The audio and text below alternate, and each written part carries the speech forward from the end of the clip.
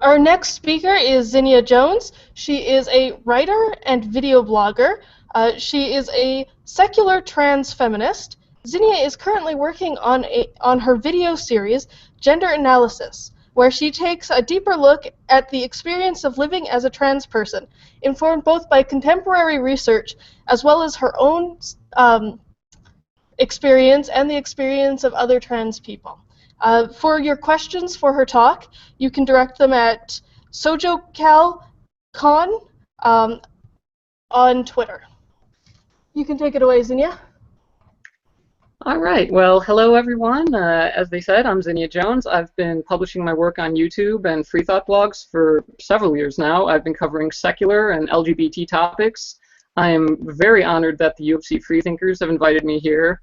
And most recently, my focus has been on transgender issues. I've been transitioning for a couple years now, and I've been covering this topic like I would pretty much any other aspect of my life, just telling the internet pretty much everything I think about it. And I've done a lot of research on it because it seemed like no one else could really tell me all the things that I wanted to know about going through this. So that's a gap I felt I should try to fill by sharing what I've learned with a wider audience. Now if I can just pull up my PowerPoint here. Okay. My talk today is essentially about that. It's about basic awareness of trans-related things, and specifically the positive or negative effects that this can have on trans people's self-understanding and self-realization. It's the process of coming to know that they're trans. I believe that by studying and targeting the factors involved in this, we can actually help facilitate trans people's personal development on both an individual and societal scale, or to put it simply, spawn more trans. When reading through trans people's descriptions of their early sense of their gender, there's a very common theme. They often think that they're the only person in the world who feels this way. One woman stated as she began high school, "At that time, I thought I was alone in the world." Another person said, "I guess back then I felt a freak because there was no one I knew who was like me." And it keeps going like that. When I was much younger, I felt like the only one in the world. Until I found out there were others, I knew I was alone. I thought I was the only one in the world that was going through this. I didn't know about hormones yet. I didn't know what SRS was. I didn't know what the procedure was. Some of these quotes are from people who grew up in the 60s or 70s. Some are from later. That last one is from a teenager who was interviewed last year. And this is an ongoing issue. Now, are they the only ones in the world? Far from it. Estimates of prevalence from the Diagnostic and Statistical Manual of Mental Disorders have stated that trans women are 1 in 30,000 people, and trans men are 1 in 100,000, which would imply that there are only about several thousand of us in the United States. But more recent research has shown that this is off by a couple orders of magnitude. A study in 2011 estimated that there are about 700,000 trans adults in the US. That's about the same size as the population of Winnipeg or Seattle. If you extrapolate this figure to the global population, there are about 16 million of us. That's almost half the size of Canada. So what's going on here? When there are 16 million trans people around the world, what is making people think that they're the only one who feels this way? And in large part, there's just not enough cultural awareness that being trans is a thing. People haven't learned that their experiences are not an isolated anomaly, but just an instance of a very widespread phenomenon. Trans people have often said that they didn't know there were even words for this. They've said, I didn't know of trans as a word or definition. I didn't know that I was transgendered or transsexual at an early age because I had never come across those terms. And when people don't know of any conceptual structure to fit their experiences into, their feelings can often just seem confusing until they find a way to make sense of this. This gap in time here between becoming aware of these feelings and putting a name to them has actually been measured. A survey of trans people in 2010 found that they became aware of their own gender variance in some sense at an average of about 8 years old. But it took until they were about 15 years old before they actually learned words like transgender or transsexual, And another study of trans youth from ages 15 to 21 reported they knew they had some kind of gender discordance at an average of about 10 years old, but it took them until about age 14 to realize the term transgender applied to them. This is a gap of years between knowing there's something different about their gender and knowing that there's a word for it. It takes people time to stumble upon this and realize it fits them. So, what are some of the moments that spark this realization? Some trans people have cited media coverage of Christine Jorgensen in the 50s or Renee Richards in the 70s, and others were first exposed to the concept via literature from trans organizations or images of trans people in adult magazines. What's interesting is that the age at which trans people learn of the idea has been decreasing. People who grew up in the 50s and 60s, they heard these terms at an average age of about 20, but this later decreased to an average of about 14 years old. I can just get that there. So what influenced this? Decades ago, access to transitioning through the medical system was extremely restricted. At one point, hospitals turned away thousands of people who applied for surgery. They accepted only a handful. And to make it even worse, doctors would often only treat those trans women who looked the most conventionally feminine. And since they hadn't yet been allowed to access any treatments, this made it something like a catch-22. They were expected to be heterosexual, to have a lifelong history of exaggerated feminine behaviors, to the point of being almost offensively stereotypical. Those who were allowed to transition were told to keep their history a secret for the rest of their lives. They often had to quit their jobs, move to a place where nobody knew them, and they were taught to come up with false pasts to serve as substitute life stories.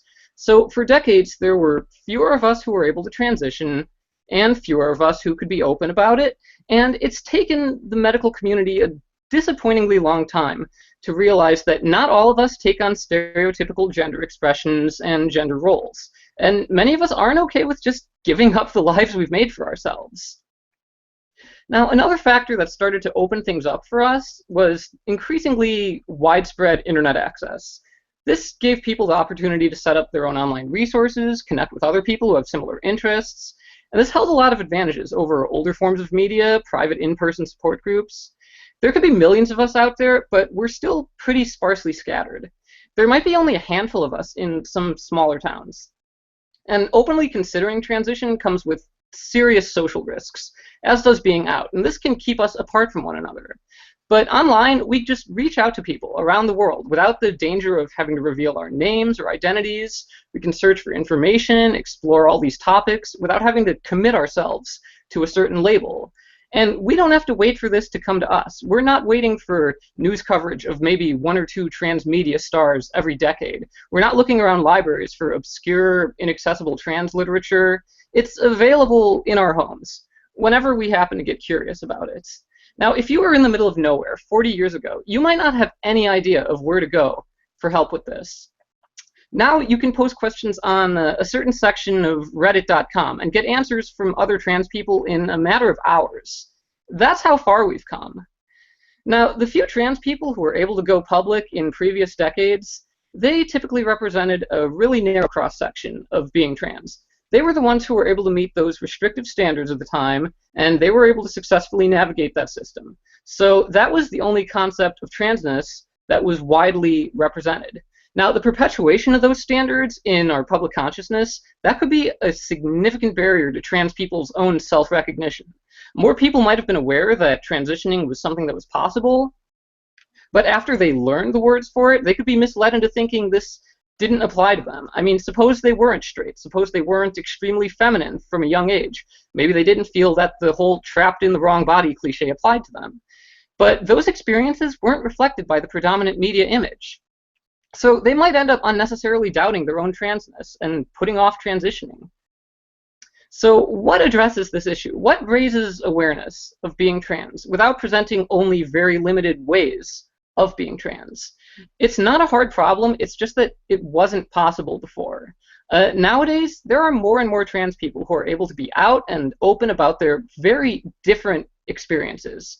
There are trans people who are queer, androgynous, non-binary, and our representation isn't limited anymore to homogenous, distant celebrities who may or may not be relatable.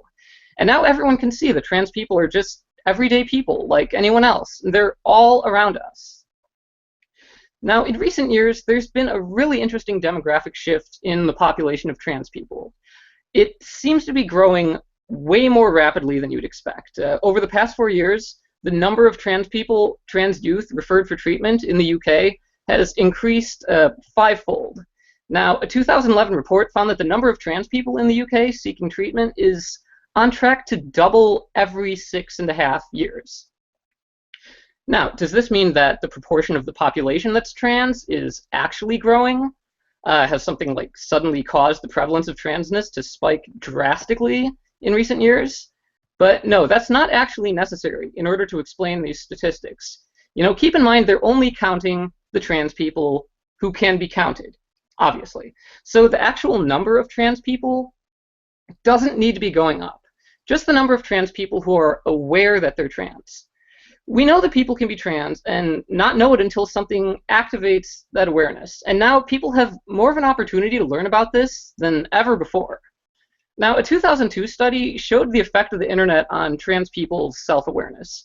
Out of 19 trans men, 15 of them said the internet helped them come out to themselves or others, and it was tied in first place with books, and it was ahead of TV, movies, or newspapers.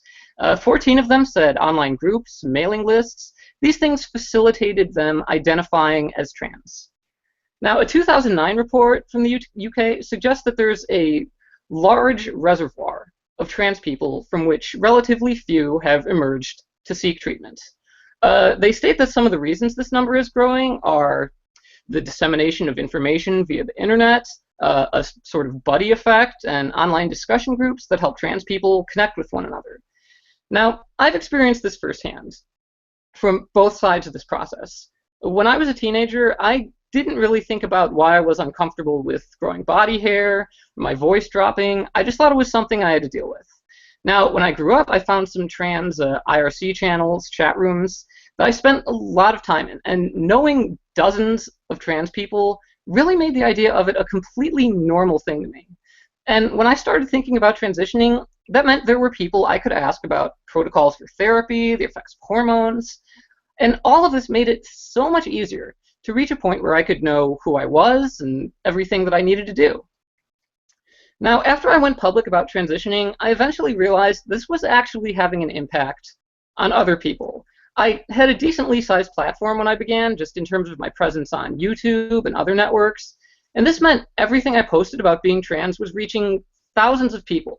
And some of those people were trans, and they did not know it yet until they watched my videos. Now, I know this because they told me this. I've gotten dozens of messages from people who've told me that what I said helped them come to that realization. I stopped counting after the first 50 or so, but there have been a lot of them. Now, on my blog, the most read post that I have ever written is about the somewhat less obvious signs of gender dysphoria, certain kinds of discomfort that might not always seem to be related to gender, but then they start to improve when you start transitioning. Now, I still get search traffic every day from people who are looking for symptoms of gender dysphoria, how to know if they're trans, and I'm not special here. In an absolute sense, I'm pretty much nobody. The thousands of people who find my work are a very small fraction. So imagine how many more must be out there searching for an answer to this. So every day, I just end up looking into that gap in time as people move from feeling into knowing.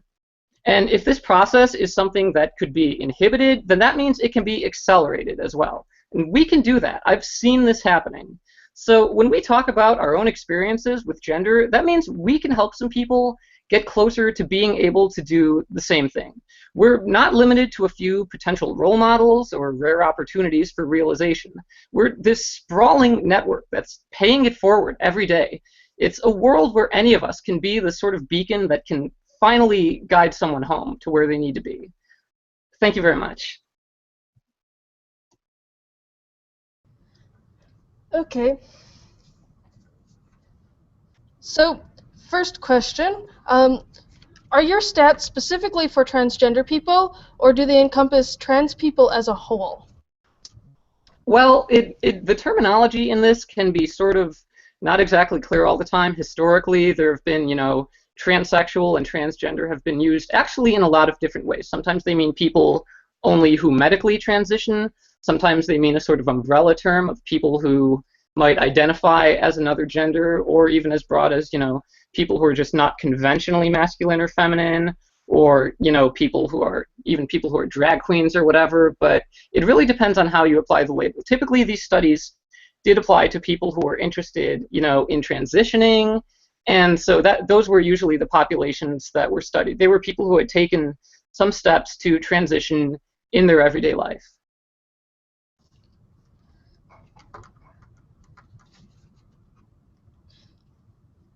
Can I go?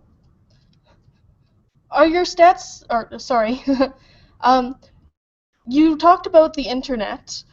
Where could one go to find out about what it means to be trans other than on the internet? Well, there was recently a book that came out last year. It's called Trans Bodies, Trans Selves. It's sort of a compiled volume that just has sort of comprehensive information about, identity development, the processes of transition, just really people's stories and experiences with this. And it's very, very extensive, and it can give people a really good firsthand look at what's involved in all of this, so they can see if, this is something that's right for them, or if they just want to learn more about it in general.